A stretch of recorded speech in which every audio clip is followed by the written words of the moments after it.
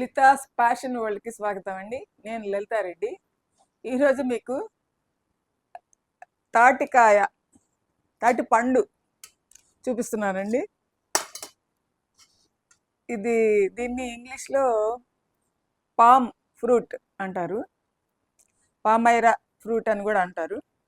చూడండి, ఇది ఈ విధంగా ఉంటుంది పండు. చూడండి, దీన్ని ఇప్పుడు మనం తింటామండి. ఎలా తినాలో చూపిస్తాను. దీంట్లో 3 ఉంటాయండి లోపల. అవి తాటి పండు సీడ్స్ అనమాట. తాటి చెట్టుకి సీడ్స్ 3 ఉంటాయి మామూలుగా. చూడండి,